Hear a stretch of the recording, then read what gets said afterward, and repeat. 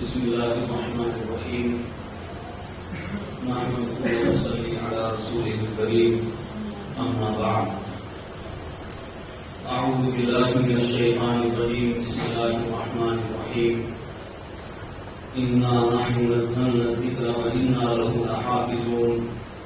صدق الله العظيم قابل صدر احترام حضرات علماء کرام، مہمانان اعظام اور طلباء عزیز،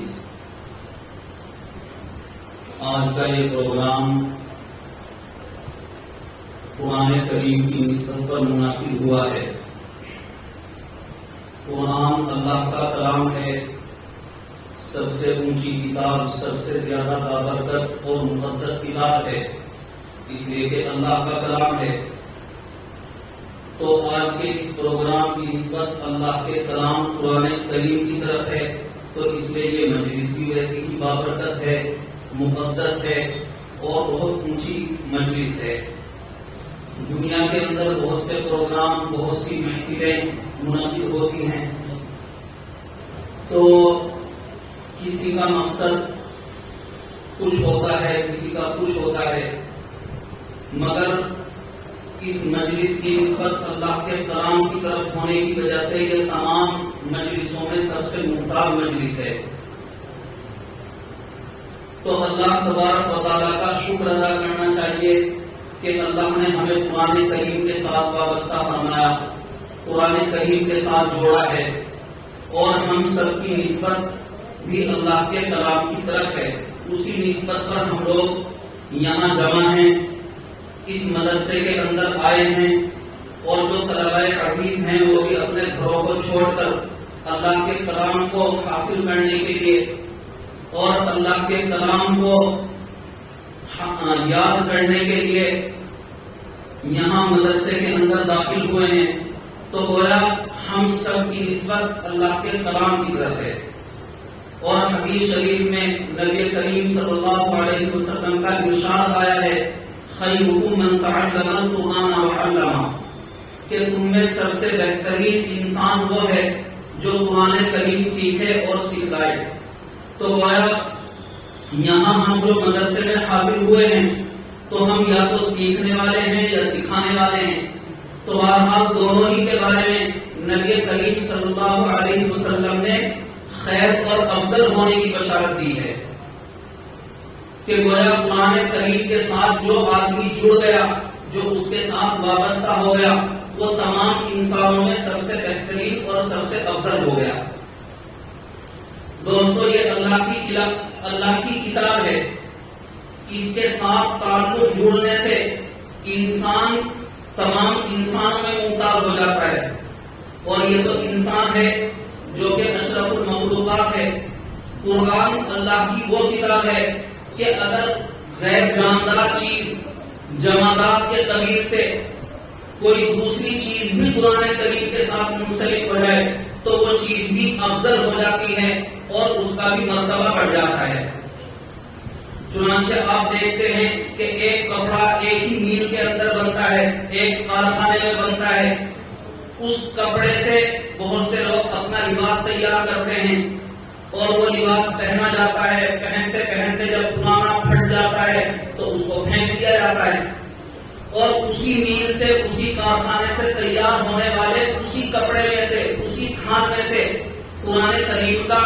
غلاف سل دیا جاتا ہے، قرآن کریم کا جزدان سل دیا جاتا ہے۔ تو لہذا اس کپڑے کی قرآن کریم کے ساتھ نسبت ہونے کی وجہ سے اس کپڑے کا ایسا اونچا مقام اور مرتبہ ہو جاتا ہے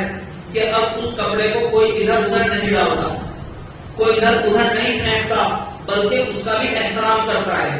اس کو بھی چومتا ہے۔ تو دیکھیں، ایک غیر جاندار چیز ہے کپڑا، مگر قرآن کے ساتھ ملنے کی وجہ سے اس کا بھی مقام اور مرتبہ بڑھ گیا۔ کاغذ کے ایک ہی کارخانے میں سارے کاغذ بنے، اسی پر اخبار کی کوئی خبر لکھی گئی۔ اب ہم ایک دن اخبار پڑھتے ہیں اور پھر شام کو وہ اخبار گلیوں میں، پیروں میں اور جو ہے نالیوں میں پڑا ہوا ہمیں ملتا ہے، اس کا کوئی احترام نہیں کرتا، مگر اسی کاغذ پر اللہ کا کلام لکھ دیا گیا تو اب اس کاغذ کی کیسی عزت ہوتی ہے قرآن کریم کی نسبت کی وجہ سے کہ ہر آدمی اس کا احترام کرتا ہے. اگر کہیں قرآن لکھا ہوا کوئی کاغذ زمین پر پڑا ہوا مل جائے تو ایک مسلمان اس کو اٹھاتا ہے, اس کو چومتا ہے, آنکھوں سے لگاتا ہے اور اس کو صاف ستھرا کر کے اونچی جگہ پر رکھتا ہے. تو یہ کاغذ کو جو عزت حاصل ہوئی ہے یہ قرآن کریم کے ساتھ وابستہ ہونے کی وجہ سے ہوئی. تو اس لیے آپ کو ہمیں شکر ادا کرنا چاہیے کہ اللہ تعالیٰ نے ہم سب کو اپنے کلام کے ساتھ وابستہ فرمایا اور ہمارا تعلق اپنے قرآن مجید کے ساتھ جوڑا ہے. آپ کے گاؤں میں, آپ کی بستی میں بہت سے بچے تھے, آپ خود دیکھتے ہیں آپ کے ساتھ کھیلنے والے, آپ کے ساتھ پلنے بڑھنے والے بہت سے بچے آپ کے گاؤں اور محلے میں تھے, مگر اللہ تعالیٰ نے ان تمام میں سے آپ کو نکالا اور آپ کو نکال کر یہاں مدرسے کے اندر آپ کو داخل کرایا, اس لیے کہ اللہ آپ کو اپنے کلام کے ساتھ جوڑنا چاہتے ہیں. تو اس لیے ہمیں اس نعمت پر اللہ کا بہت زیادہ شکر ادا کرنا چاہیے کہ اللہ نے اتنے سارے لوگوں میں سے ہمیں قرآن کریم کے لیے منتخب فرمایا, اور جو قرآن کے ساتھ جڑ گیا تو حدیث شریف میں آ گیا کہ وہ تمام انسانوں میں سب سے بہترین اور سب سے افضل ہے. اور دوستو, یہ قرآن کی نعمت, ایمان کی دولت اور یہ دین کی دولت اللہ تعالیٰ کے فضل سے اور اس کی رحمت سے ملتی ہے جس کو ملتی ہے. بہت سے لوگ کوشش کرتے ہیں, چاہتے ہیں, محنتیں کرتے ہیں, مگر نہیں اللہ کا فضل ہوتا تو لہذا وہ محروم رہتے ہیں. مدرسے میں آتے ہیں, داخل ہوتے ہیں, مگر بیچ میں چلے جاتے ہیں, تعلیم چھوڑ دیتے ہیں. مگر جس پر اللہ کا فضل اور رحمت ہوتی ہے تو اللہ تبارک و تعالیٰ اس کو یہ نعمت عطا فرماتے ہیں. اس لیے قرآن کریم کے اندر اللہ نے فرمایا قل بفضل اللہ وبرحمتہ فبذلک فلیفرحوا هو خیر مما یجمعون, کہ یہ قرآن کی جو نعمت اور دولت ہے آپ فرما دیجئے کہ یہ اللہ کے فضل اور اس کی رحمت سے ملتی ہے, اور یہ ایسی نعمت اور اللہ کی رحمت ہے کہ جس کو یہ حاصل ہو جائے فبذلک فلیفرحوا, اس کو چاہیے کہ وہ اس پر خوشی منائے, اس پر خوشی کا اظہار کرے.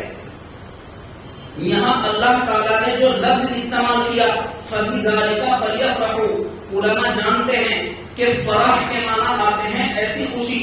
جس کے اندر ایک طرح کی اطراحٹ شامل ہو جائے, ایک طرح کی چنگاہٹ اس کے اندر شامل ہو جائے. حالانکہ اللہ تعالیٰ اس چیز کو دوسری جگہ پسند نہیں فرماتے. چنانچہ قارون کے بارے میں آیا ہے, اس کے پاس دنیا کی دولت تھی, اس کے پاس خزانے تھے, بہت زیادہ مال و دولت تھا, چنانچہ وہ بھی اپنے مال و دولت پر اتراتا تھا اور خوشی کا اظہار کرتا تھا, لوگوں کے سامنے جلوس کی شکل میں نکلتا تھا اور جو ہے اپنی زیب و زینت کو دوسروں کے سامنے ظاہر کرتا تھا, اپنی مالداری کا مظاہرہ کرتا تھا. تو اللہ نے اس کو فرمایا لا تفرح ان اللہ لا يحب الفرحین, کہ تو اترا مت, خوش مت ہو. اللہ تعالیٰ مال و دولت کی وجہ سے اترانے والے کو اللہ پسند نہیں فرماتا. اور یہاں قرآن کا جب ذکر آیا تو اللہ تعالیٰ فرما رہے ہیں جس کو یہ نعمت مل جائے, قرآن کی نعمت حاصل ہو جائے, فبذلک فلیفرحوا, اس کو چاہیے کہ وہ خوشی کا اظہار کرے. هو خیر مما یجمعون, تو وہ خوشی کا اظہار کرے, یعنی لوگوں کے سامنے اس بات کو ظاہر کرے کہ اللہ کی نعمت اسے حاصل ہوئی ہے, اللہ نے اسے قرآن کی دولت دی ہے. تو آج کا یہ پروگرام جو ہے اسی خوشی کا اظہار ہے کہ اللہ نے قرآن کی نعمت سے نوازا. جناب قاری مشرف صاحب جو ہمارے بھائی ہیں, ان کے بچے نے قرآن کریم حفظ کیا, تو اس نعمت پر اللہ کا شکر ادا کرنا چاہیے اور اسی شکر کا اظہار کرنے کے لیے آج کی یہ مجلس منعقد کی گئی ہے. اور ان علماء کرام کو, ان مہمانان کو دعوت دی گئی ہے اور وہ یہاں تشریف لائے ہیں. تو فبذلک فلیفرحوا, تو ہمیں اللہ نے حکم دیا کہ اگر کسی کو قرآن کی نعمت حاصل ہو جائے, دین کی دولت حاصل ہو جائے تو اس پر چاہیے کہ وہ خوشی کا اظہار کرے، یعنی دوسروں کو دکھائے کہ مجھے یہ نعمت ملی ہے، یہ چیز مجھے حاصل ہوئی ہے۔ اور پھر اللہ تعالیٰ آگے فرماتے ہیں ہوا خیر مما یجمعون، کہ یہ قرآن ان تمام دولتوں سے بہتر ہے جن کو یہ لوگ جمع کرتے ہیں۔ دنیا والے جن جن دولتوں کو، جن جن چیزوں کو اپنے پاس ذخیرہ کرتے ہیں، جمع کرتے ہیں، ان تمام نعمتوں میں سب سے افضل اور بہترین نعمت اگر کوئی جمع کرنے کی ہے تو وہ قرآن کریم کی نعمت ہے۔ ہوا خیر مما یجمعون، بھائی لوگ، انسان دنیا کے کیسی کیسی دولتوں کو جمع کرتے ہیں۔ کوئی آدمی پیسے کو جمع کر رہا ہے، بینک پر بینک بھرتا جا رہا ہے، کسی آدمی کو زمینیں خریدنے کا چسکا لگ گیا تو وہ پلاٹ پر پلاٹ جمع کرتا جا رہا ہے، عورتوں کو زیورات کا چسکا لگ جاتا ہے تو وہ زیورات پر زیورات بناتی ہیں اور جمع کرتی رہتی ہیں، کسی کو کپڑوں کا شوق، کسی کو گاڑیوں کا شوق، کسی کو موبائل کا شوق، نئی نئی گاڑیاں بلا ضرورت ایک بیچی دوسری خرید لی، کوئی اچھا موبائل آیا پہلا دے دیا دوسرا خرید لیا۔ تو بہرحال دنیا کی یہ چیزیں جو دنیا دار لوگ جمع کرتے ہیں، ذخیرہ کرتے ہیں، ان تمام چیزوں میں سب سے بہترین چیز وہ اللہ کا کلام ہے، قرآن کریم ہے، جس کو ہمیں جمع کرنا چاہیے اور اس کو ہمیں یاد کرنا چاہیے اور اس کو اپنے سینے کے اندر بسانا چاہیے۔ تو بہرحال اللہ تبارک و تعالیٰ نے یہ نعمت دی ہے، اس نعمت کے اوپر جتنا اللہ کا شکر ادا کیا جائے بہت کم ہے۔ حدیث کے اندر آتا ہے کہ جس آدمی کو قرآن کی نعمت ملے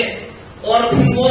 دنیا کی دولتوں والوں کو دیکھ کر اپنے کو ان سے کم تر سمجھے تو گویا اس نے قرآن کی ناقدری کی ہے۔ تو ہمیں دنیا کے مال و دولت والوں کو دیکھ کر اور ان کے پاس جو ہے اس کو دیکھ کر ہمیں حرص نہ کرنی چاہیے، ہمیں ان کی تمنا نہ کرنی چاہیے، بلکہ ہمیں خوش ہونا چاہیے کہ اللہ نے جو لازوال دولت ہمیں دی ہے وہ دنیا کے اندر بھی کامیاب آئے، ہمیں ہمارے کام آئے گی اور وہ آخرت میں مرنے کے بعد بھی کام آئے گی۔ جو لوگوں کے پاس ہے دنیا کا مال و دولت جو بھی کچھ ہے وہ سب کا سب دنیا کے اندر ختم اور فنا ہو جانے والا ہے، اور جو نعمت آپ کو ملی ہے یہ قرآن اللہ کا کلام ہے، اللہ کی صفت ہے، اور جس طرح اللہ کی ذات لازوال ہے اسی طرح اللہ کی صفات بھی لازوال اور ہمیشہ ہمیشہ رہنے والی ہے۔ تو اس لیے یہ قرآن دنیا میں بھی ہمارے لیے فائدہ مند ہے، موت کے وقت بھی ہمارے لیے نافع ہے، اور قبر کے اندر بھی ہمارا مونس اور غمخوار ہوگا اور آخرت میں بھی ہماری سفارش کرائے گا۔ تو اس لیے ہمیں اس چیز کو حاصل کرنے کی کوشش کرنی چاہیے۔ اللہ کا احسان ہے، اللہ کا بہت بڑا انعام ہے کہ اس نے حفظ قرآن کی دولت عطا کی۔ اللہ تبارک و تعالیٰ نے حفاظ کو اپنے کلام کی حفاظت کا ذریعہ بنایا ہے۔ اِنَّا نَحْنُ نَزَّلْنَا الذِّكْرَ وَإِنَّا لَهُ لَحَافِظُونَ، کہ یہ قرآن اللہ نے نازل فرمایا اور اصل حافظ، اصل اس کی حفاظت کرنے والے تو اللہ تبارک و تعالیٰ ہیں، مگر دنیا کے اندر چونکہ ہر چیز سبب کے تحت ہوتی ہے، یہ دنیا دار الاسباب ہے، یہاں ہر نتیجہ سبب ہی سے نکلتا ہے، تو اس لیے اللہ تعالیٰ نے قرآن کریم کی حفاظت کا ذریعہ اور سبب کی حفاظ کرام کو بنا دیا ہے۔ یہ بچے جو صبح سے شام تک قرآن کریم پڑھتے ہیں، ایک ایک حرف کو، ایک ایک لفظ کو رٹتے ہیں اور اپنی زبانوں پر چڑھاتے ہیں، سینوں کے اندر بساتے ہیں، لہذا یہ قرآن کریم کی حفاظت کا ذریعہ ہے۔ اسی لیے اللہ تبارک و تعالیٰ نے ان کو جو نام دیا وہ بھی حافظ کا نام دے دیا۔ اصل تو حافظ اللہ کی ذات ہے، وَإِنَّا لَهُ لَحَافِظُونَ، کہ بے شک ہم ہی اس قرآن کے حافظ ہیں، حفاظت کرنے والے۔ تو اصل تو حافظ اللہ کا نام ہے۔ اللہ کے جو 99 نام ہیں، صفاتی نام ہیں، آپ نے پڑھا ہوگا، ان ناموں کے اندر ایک نام حافظ بھی ہے۔ تو اصل نام تو اللہ کا تھا یہ حافظ، مگر اللہ نے ان حفاظ کرام کی دلجوئی کے لیے اور ان کی قدردانی کرتے ہوئے اللہ نے اپنا نام ان کو عطا کر دیا۔ چنانچہ دنیا میں ہم ان سب کو کیا کہتے ہیں؟ حافظ کہتے ہیں، حافظ قرآن۔ تو بہرحال بہت بڑی نعمت ہے اور بہت بڑی سعادت ہے قرآن کریم کا مل جانا اور حاصل ہو جانا۔ اللہ تبارک و تعالی ہم سب کو قدردانی کی توفیق عطا فرمائے، قرآن کریم پڑھنے کی، پڑھانے کی اور اس کی خدمت میں ہمیشہ لگے رہنے کی توفیق عطا فرمائے۔ آمین۔ وآخر دعوانا الحمدللہ۔